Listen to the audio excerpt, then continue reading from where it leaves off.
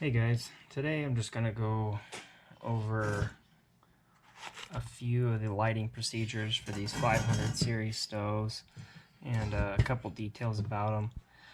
If you got one and you're just kind of wondering what you're looking at, this is the 500 series stove. It's the nickel. This one happens to be 1947 model. So it's all nickel base.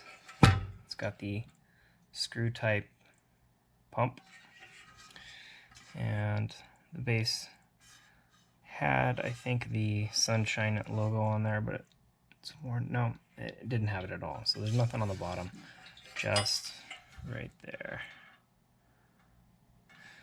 So these were to have a two-piece small cap, so something you would find on like a 242C or something like that.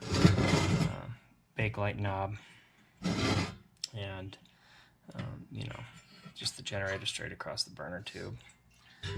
This is the 500A model. This one happens to be in pretty good shape. Almost no paint lost, other than just where it would normally sit. This one is November of 1960.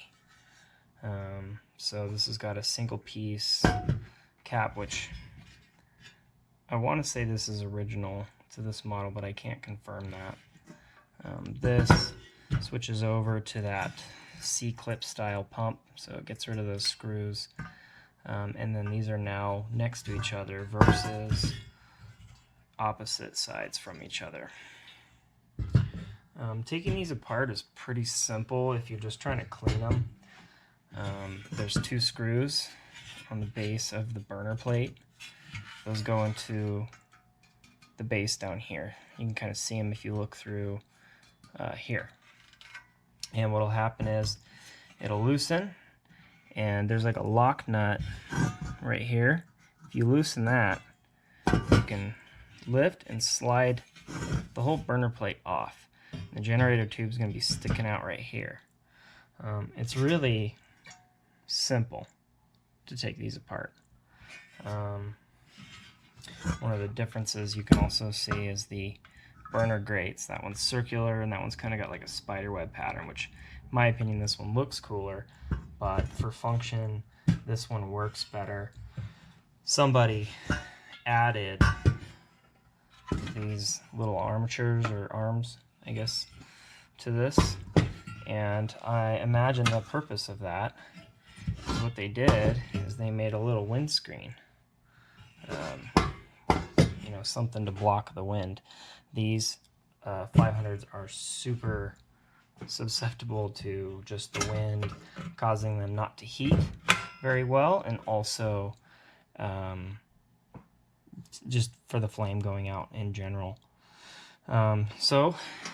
These have not been lit in a while, although I have done restorations on both of them. But I wanted to light them up and kind of show you how to light them, and we'll get them fired up, and that'll be kind of cool to see these run. So if you look down here, there's a little arm like you would find on a lantern. One side says light, one side says burn. So you turn it to the side that says light, and then you pump 25 times. About 25.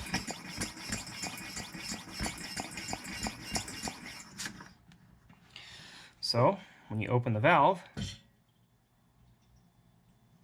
should start to hear some bubbling.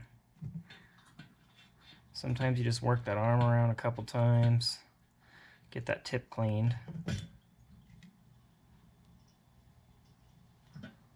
So we're not getting a lot of fuel movement, probably because these generators have been sitting here for a while. So what I'm going to do is I'm going to heat this generator with the valve closed just to kind of help it along. What this does is it causes that fuel that's in there to expand.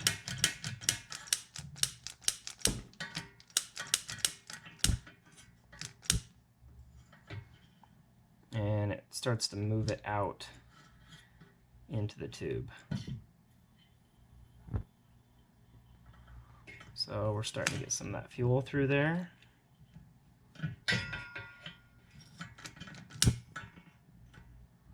But we're also getting some fuel sitting in this tube because it's not quite burning. It's not heating into a vapor yet. That's not what we want. That's when that happens, you get a fire because you get a bunch of fuel built up in this tube, and that's unburnt fuel. As you can see, if I can get that on camera there, there's a little bit of wetness right there. That's not good. We don't want that wetness. That's how you get a big fire.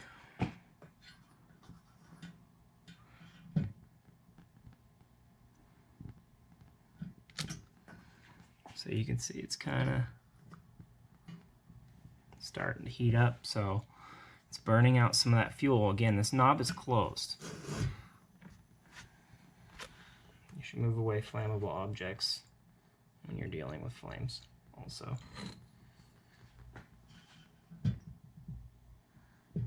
So we're starting to get that good flame.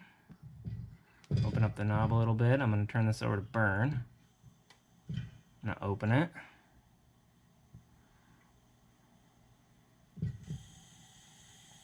Open it a little bit more. We got that nice blue flame at the bottom there. And I'm going to go ahead and open this bad boy up. So now we're doing this. You want to kind of look, if you haven't lit this in a while, make sure your cap's tight. Make sure you don't see any liquid fuel. That's never a good sign. You want to turn it off immediately. Let it burn out if you can. Have a fire extinguisher handy, especially if you're lighting something that hasn't been lit in a while. So now that we got that nice blue flame, and I'm going to open up the knob all the way, turn it back quarter turn. That's my preference. I don't like to have the knob open all the way. I just like to go full open, quarter turn back. So right now we've got a good blue flame. It's heating up that generator.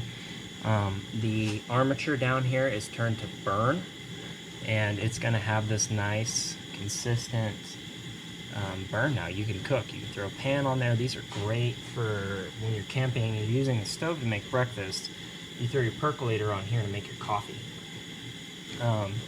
So this flame is going to run excellent as long as it keeps that generator hot. You can open up your pump and absolutely give it some more pressure as needed. It's okay, just make sure you close your pump. When you pump these up, just remember, keep your thumb over the hole, open it up about half a turn. You're going to feel that pressure, and when you close it, keep your thumb over the hole until you close it completely, turning it clockwise, and that's it. That's all there is to it. Turning these off. What I will do is I'm going to turn this knob all the way closed, and you're going to continue to hear it push whatever vapors are left in this tube. That tube is really hot. There's still expanding gases in there. Those are still being forced into that tube. But when this knob is closed, you're not going to get any more of that liquid fuel. And you're just going to want to watch it, and you're going to want to listen for the fuel to stop, and you're going to look for any open flames. Once you hear it start to pitter down a little bit, what you can do is you can open your cap. Make sure you do not do this until you are sure there's no flame left.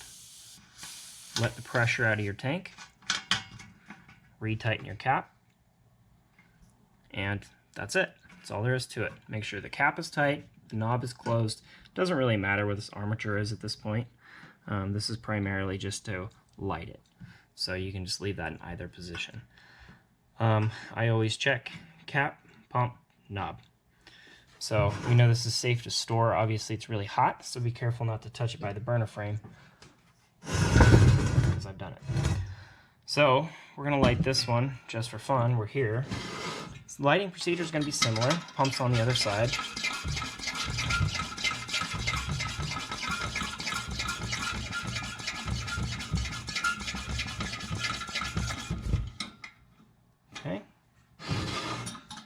tight. Open. Now this one, same thing. We've got an armature right here. That one's a little stubborn. It hasn't been worked in a while. So we're going to set it to light. Open. Close. Open. Close. I can smell the fuel. I can't see any liquid fuel. So I'm going to go ahead and start preheating this tube. You know, these models, you don't necessarily have to preheat. I really feel like it is the safer way to do it. Some guys will tell you it's not necessary, and realistically, it's not. But for me, it's just the safer route, you know, the route, because the knob's closed. You don't have any fuel coming by, and look right there. We've got some liquid fuel pooling up right here because the wick hadn't saturated completely. And even though this is closed, we still got some liquid fuel. So had I let that knob just stay open, we could have had a big flame. And that's not what we want. We don't want a big flame when we light this up. And some guys will get, you know, a 4-foot flame, and that's okay. But that's not how I like to light my stoves. I think that this is the safer way to do it. So we're starting to get that fuel to pass through. I can see the flame starting to circle around this burner. So I'm going to go ahead and light and open. See that? It goes straight to blue flame. I'm going to turn this over to burn. Hear that spitting? We're still getting some liquid fuel through, but it's heating up that tube, which is giving us that good flow of gases, vapors. We want to burn vapors, not liquid fuel.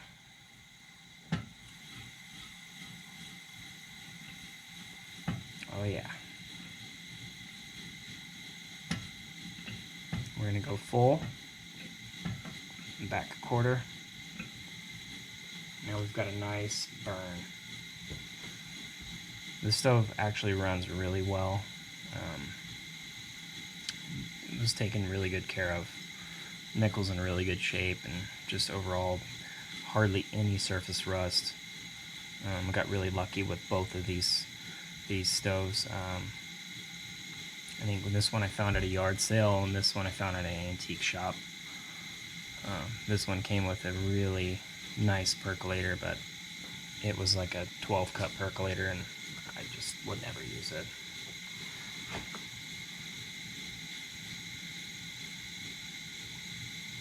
So you can heat up some tea or hot water for tea or some coffee. Kind of looks like this.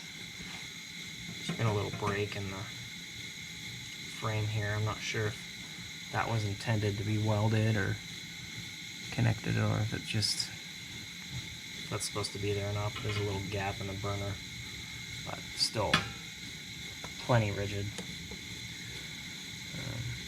You know, once you get these stoves going, they're gonna roar and, you know, really put off some good heat. So we'll go ahead and turn this guy off.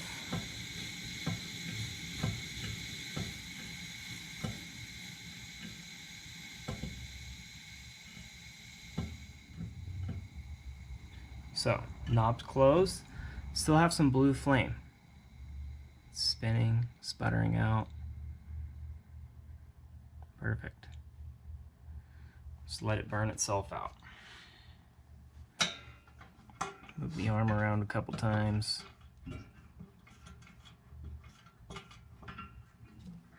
Now I can visually inspect. You can see there are no live flames. I'm going to open the cap. I'm going to start letting out the pressure. Just slowly. If you let it out too fast, you'll get liquid fuel pouring down the side. So, it's depressurized now. Once it cools down, it's ready for storage or camping. Whatever you're going to do. So, I hope that's been helpful to someone out there who wants to know how to light these and If you have any questions, drop a comment below, and see you guys next time.